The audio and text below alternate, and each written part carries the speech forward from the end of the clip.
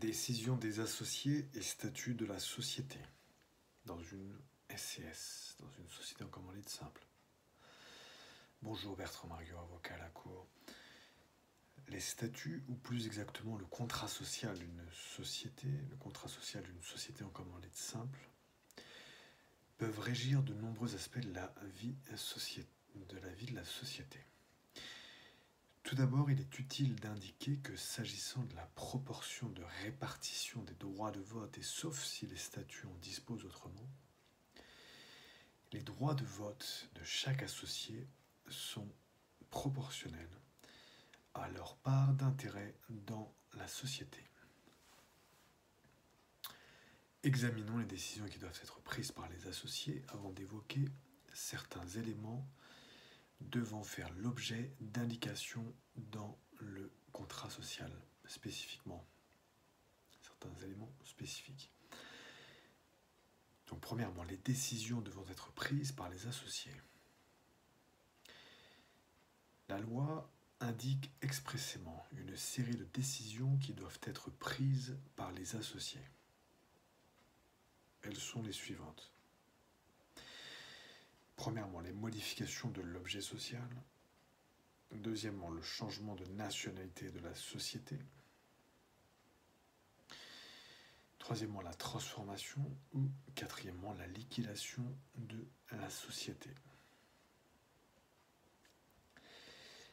Maintenant, abordons la question des décisions non prises par les associés.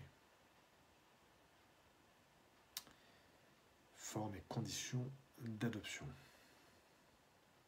Tout d'abord, les statuts doivent déterminer les décisions que les associés ne prennent pas. Le contrat social devra aussi déterminer sous quelle forme et sous quelles conditions ces décisions doivent être prises. S'il devait n'y avoir aucune stipulation à cet égard dans le contrat social, la loi régira certains de ces éléments que nous aborderons donc par la suite. Les éléments en question.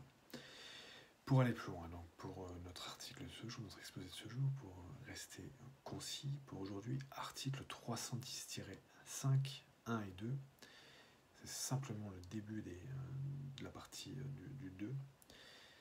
Donc 310-5, 1 de la loi de 1915. À défaut de stipulation contraire dans le contrat social, les droits de vote de chaque associé sont en proportion de ses parts d'intérêt.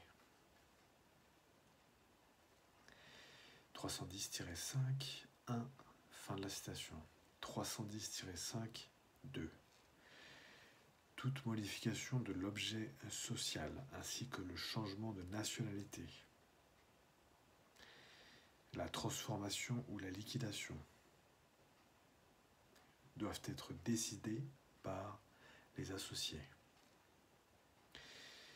Le contrat social détermine, parmi les autres décisions,